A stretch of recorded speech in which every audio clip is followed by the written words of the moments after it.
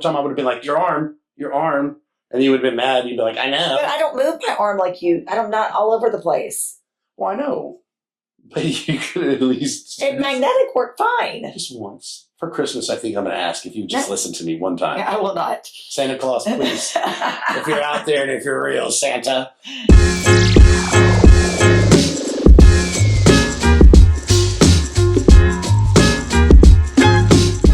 Session 4, Barth Group Session 4. Last session we dove in, and we had actually every session it looks like we're getting more listeners and more questions. Yeah, so thank you again. I know we always started with thanking y'all, but without y'all, we don't really have a reason to have a podcast. So yeah, I listen to you all day long. I don't know if I'm that interesting. So yeah, but last one we dove into. We actually spent, I think, the whole session on it, talking about short-term rentals and what went into it, and kind of shared our experience on that. And it's something near and dear to us, and we've actually had a couple of people reach out and ask some questions on that. So that was nice. So we'll dive into that at the end. We always like to address at least one question at the end. So so thank y'all. Yeah, today we're going to talk about growing your business. And what happens a lot of times is in any business industry, whether it's a boutique or, maybe it's a local ice cream shop, or it doesn't matter what the scale is. If it's successful, people are gravitated to you. If you're running a successful business, people they gravitate to you, and they want to know how you're doing it. What are you doing? Why are you so successful? What are the actions or the steps that you're doing that is increasing your volume? And what are you doing different? Yeah, what are you doing differently? And at this point, so you were Jason Barth Realtor in the beginning, and then you became the Barth Group. How did that transition, or what made you to say, hey, I'm going to create a group?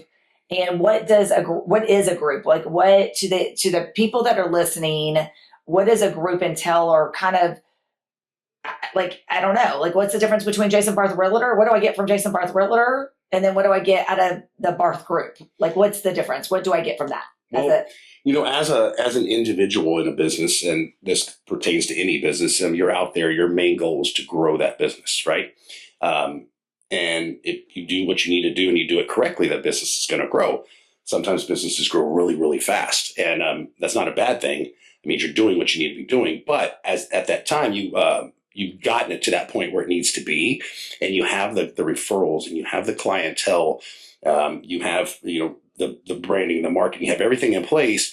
But now you have another responsibility. You have it's called maintenance. So you have to maintain that, because you can't work hard and get it to that level, and then just to say, well, I can't keep up with it.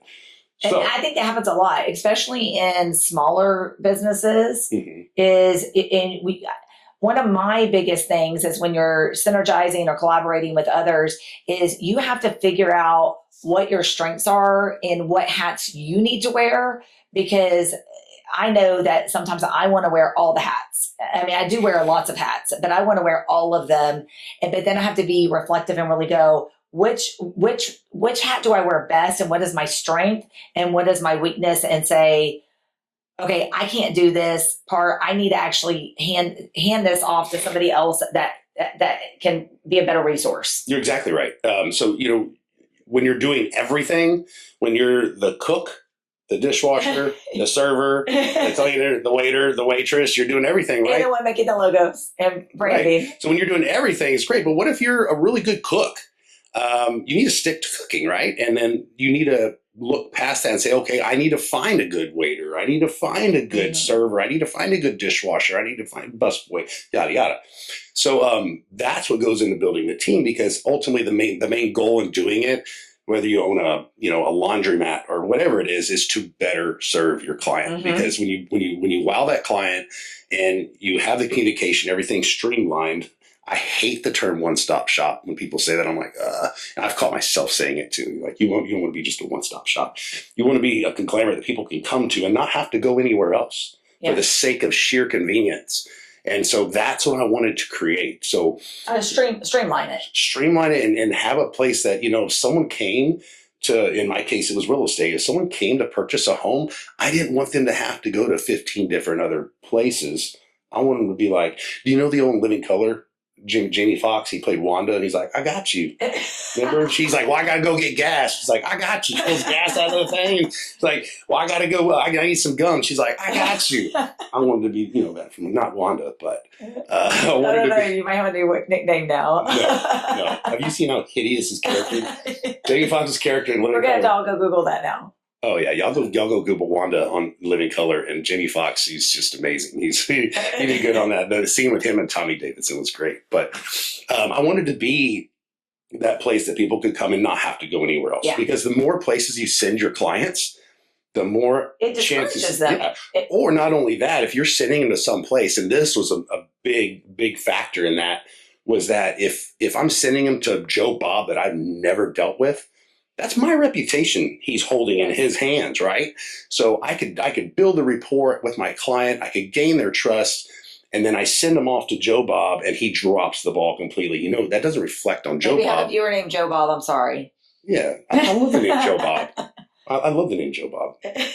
We can rename one of our kids Joe Bob. No, just playing. But then if he dropped the ball, that's on me, not him. Yeah. Because I'm the one that's sending. Well, and it happens a lot in our industry, or probably a lot of different companies, but where the referral industry or relying on another resource or division of our company. Right. So that being said, I had personally worked with people, and they didn't know at the time, these were people that were in finance, people that were in home warranty, people that worked with title companies, home inspectors, insurance, just everything. And they didn't know at the time when I was working with them, but I was really auditioning. Oh yeah. I was like, who do I want representing me to my client? And so you start gravitating towards people like that.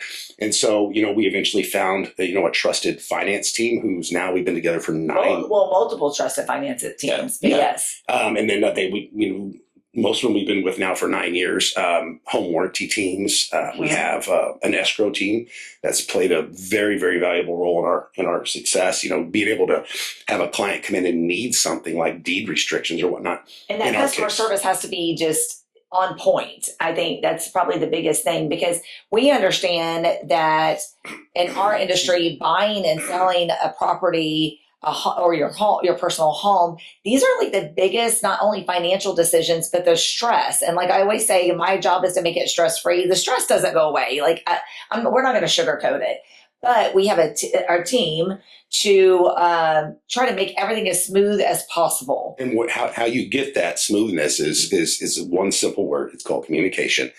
So any agents listening or anybody listening that has a business that's put their business in someone else's hands and their reputation in someone else's hands knows exactly what I'm talking about with communication. So you have an email you send out, and the email, I've always said, emails are left to be interpreted, not understood, right? So if you have a team and that email is going out to everybody at one time, including your client, your customer, you're doing your client a huge justice by doing that, because now everybody's on the same page. Mm-hmm. There's nothing that's misconstrued. And what a lot of people don't think about is there's no blame game going on. Oh, title dropped the ball on this, or so-and-so dropped the ball on this. It's like, no, we're all a team here. Yeah. We're all a team working for one person. That's our client. And that's to answer the long way of answering your question is why I wanted to develop a team and why it was so important as to the success of not only our business future, but also our repeat clients. People coming back. Referrals are huge in our business. That's 90% of our business. Yeah. I want someone to have a good feeling when they leave. I want when people come back, it's a huge attest to us from a professional standpoint, because that means, we did our job from beginning to end and beyond. Mm-hmm. Because when we're still having those people come back, and that means the world to me. Yeah, clients turn into friends, or friends that were clients, or vice versa. It's that professional relationship and beyond. I want you to kind of branch into. We know from our podcast previous where the coastal division came from, because we were down at the coast. We enjoy. I love being at the beach. It's easy to sell real estate at the coast if you have an investment property down there, and then we turn that into multiple investment properties. And so it was kind of like a no-brainer, like a win-win. Like, hey, we're going to be down there for a couple of weeks ourselves, or we can bounce down, go to one of our condos, check on it, and then help a client out. So we're back and forth between the coasts. We're still there. We just bought my mom and her husband, and we helped her a couple years ago find a house. But also we felt confident in the area too. So we're now local in the coastal area. We know it backwards and forwards. We know the entire Texas. I mean, we go from, Brownsville all the way up to Galveston. So we layered on over the years, layering on the education piece for each division.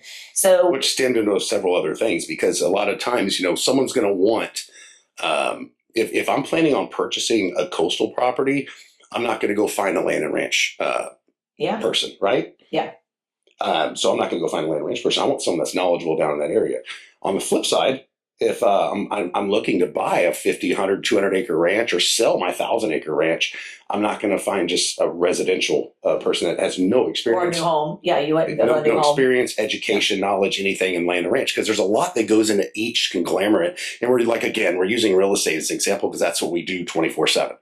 But it could be anything. It's whenever you have a business, it could be, you want to find someone that be the expert in that area. Yeah, you're not going to go to someone to get your brake fixed that only specializes in AC or something like that. I know that's probably a stupid analogy, but just that's what I'm saying. You're going to go to. I would ask a nail tech to do my hair.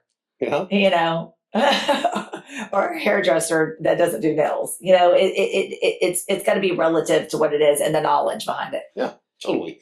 So, and that's where the divisions came in. So we have a coastal division, we have a land and ranch division, we have a commercial division that we have some respected, trusted, associates that really work hard for our commercial clients. We have our residential, we have our new home division, which you created. Yeah. That's your baby. It's my baby. So, tell me why the new home division? What's the deal with that? Well, because I didn't like working with you. Let's be honest. That's the truth. Is we fought. I got my real estate license. I'll backtrack a few seconds and tell the story here. I originally got my real estate license not to ever intentionally be a full-blown realtor.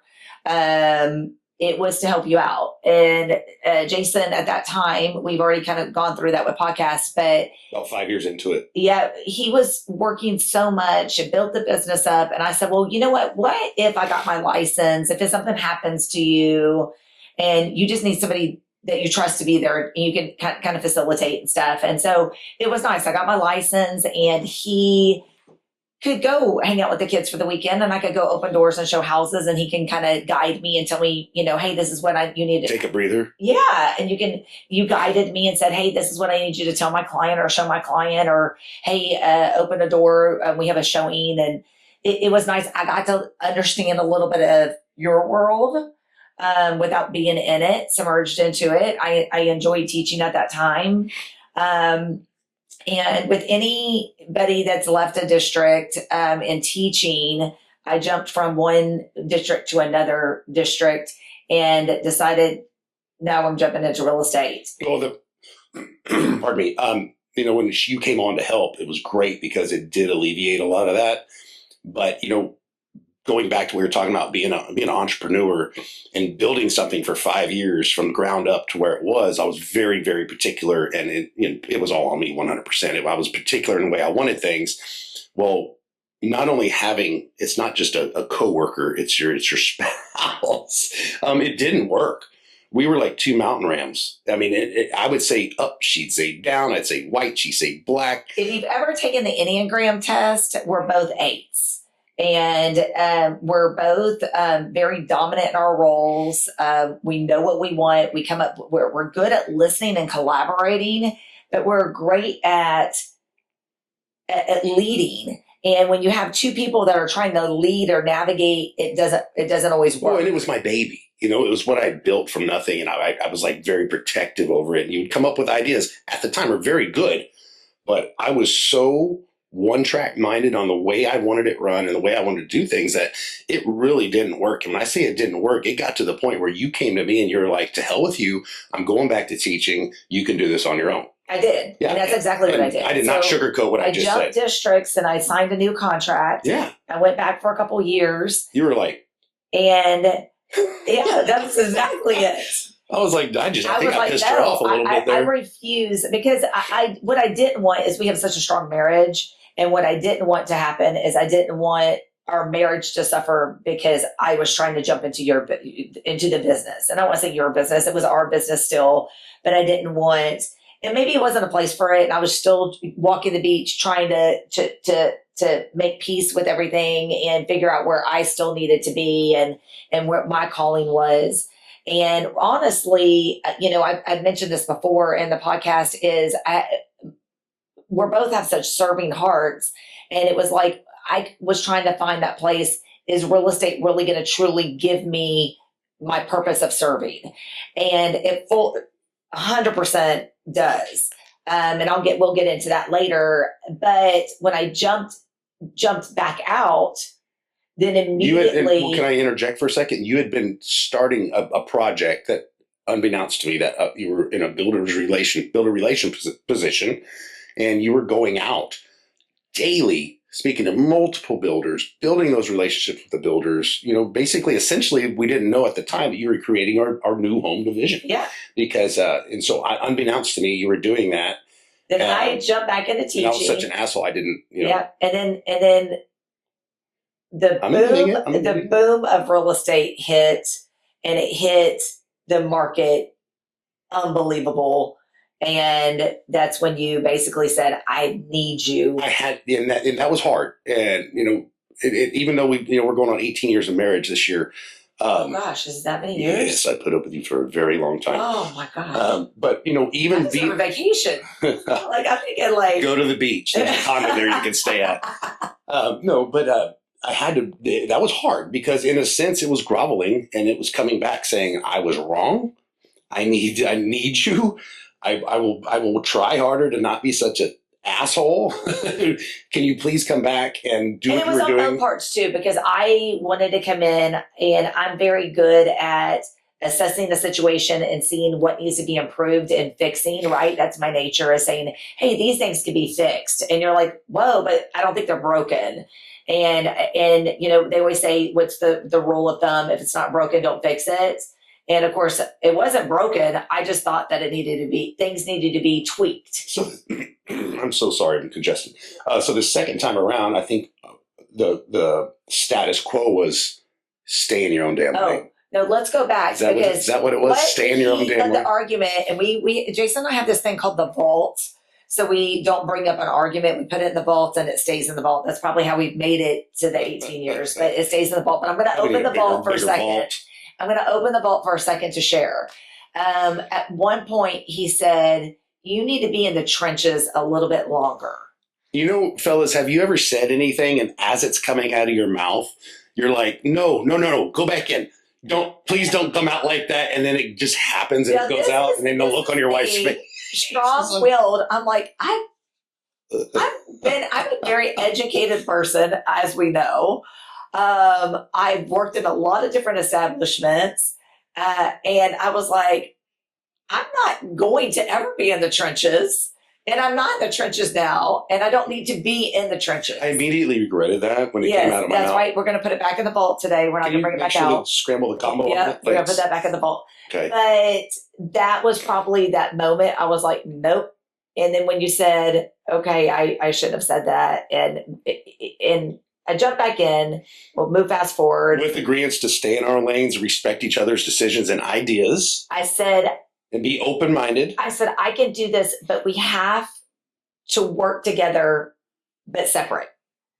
And it has been, now I'm going on 6 years, and it has been the most incredible journey. I mean, if anybody could say, can you work with your spouse? If you can make it work, it's not going to be easy in the beginning. And it's not easy at any given time. There's a lot of times where we both have different perspectives and we have to talk about that. Lots of communication. I think in session 1, we talked about there's a difference between understanding and respecting. Yeah. So if I was understanding kind of what you're doing, or I was, I just wasn't being respectful of it. Yeah. Or vice versa. You could be respectful of someone, but if you don't really understand what they're doing, it's hard to get a grasp, right? So we jumped, yeah, exactly. So we jumped into, we have these different divisions, and now I'm, in the beginning, I'm a new real estate agent. And so it's very, very overwhelming. So this is to all the people that are thinking about getting their license or you just now got your license. One of the biggest takeaways I can say is it's lonely. I went from collaborating and being with teams in my previous career. And then if you don't have an amazing brokerage that you have all the support and that you can collaborate with and ask questions, you're going to feel very, very alone. And I was like, okay, I need a team to collaborate with. I want people to collaborate with and do stuff with. The new home division, it was amazing. I'm able to go out. I'm able to connect with builders. I'm able to connect with the sales reps. Well, and some of the incentives you negotiated are insane because the builders always offer something, and then you negotiate additional incentives on top of that. Yeah, and then, so that just helps us better serve our clients. And then at the same time, let's say I'm working on the new home division. We both do so much coastal together, but then also your land and ranch. I've learned a lot of stuff about land and ranch from you. But if you said, "Hey, Melinda, go sell this," 3,000 acre wildlife ranch, I would say that is not my lane. I couldn't take it on. You have, you could definitely do that. I mean, you could do new homes too. So what did we say those what was the term you used? It was something about stay in your own damn lane or something. I said, get out of my way, stay in your lane. So I said, the new home is my baby. I have really, now I have an amazing connection. There's Builder Boost. I work with them, and it's been truly. And not everybody does, right? Yeah, it's been truly just an amazing experience evolving over the years. And now look at our area, look at Texas and all the new home builds. I mean, so I'm glad I made that step into the new home division. Yeah, totally. But yeah, so here we are. I'm going on 6 years in November, and we're doing it. We've been rocking it out. If you're out there and you're thinking of creating a team, we've had a lot of amazing agents on our team. I know we talked about like our finance team, our escrow and stuff like that. And those are constants on our team that we offer our clients. We've had amazing agents that have worked on our team, and we teach them everything we know, and we've seen them grow. And some have stayed and some have gone. It's phenomenal. But I love watching people grow. Even the ones that have gone, we just get to witness their success and know we had something to do with that. And that's really cool. And then having the synergism, the synergy, we're big on that, right? One person can do this, but 8 people, 10 people can do this. Yeah. It's sometimes, awesome. you get into something and, we have our oldest right now is branching into different careers. And we know that in our industry, in the real estate industry, there's so many different opportunities in just alone in our industry. All the people that we network with, that somebody can branch onto something else, or maybe somebody, we've had people that have joined our team and group, and they say, you know what? I love exactly what y'all are doing. I want to go do the same exact thing that y'all are doing. And that's okay. Like, we love learning from you. We always say there's a reason. When you stop learning, you stop earning. Oh, well, that too. But I was going to say reason, season, or a lifetime. People are in your life for a reason. Some people are in your life for just a season, and some people are in your life for a lifetime. Yeah. You're my lifetime, baby. Oh, God. No, I wouldn't rather be anywhere else. I promise you. I know that. So that has to do with teams. If you have any questions on that, again, comments down low. You can ask us anything. We're an open book. If you're thinking of developing a team, whenever I got to that point about building a team, there were 3 or 4 individuals I called, who you are, and they gave me so much insight. So we like to pay it forward. So if you're thinking of doing something like that, it doesn't have to be real estate. If you just need some advice on what it takes to manage people or grow a team and grow your business, let us know. I mean, we have phone calls. We get phone calls all the time. Yeah, totally. I get, and we'll go into this with another podcast and stuff, but I get phone calls all the time that says, Melinda, I see you hosting open houses. Like, how do you make those successful? And, just so many different, you have to share your success with other people, or I feel that you do. I feel like it's a win-win, and we don't feel like it's, competitive, you just stand out. Like, you know, we have, you know, gain a lot of knowledge and stand out from, you know. So we had, and we always end with a question from the last session. And the last session we talked about short-term rentals. The question we had this past time was from a lady. She said, is there a good or a bad time to buy a short-term rental? And if so, what's the best time? Here's how I answer that. Depending on where you're buying that short-term rental, if you're buying a short-term rental at the coast, you're going to be busy. If it's already a short-term rental, it's going to be booked from about March all the way through Labor Day.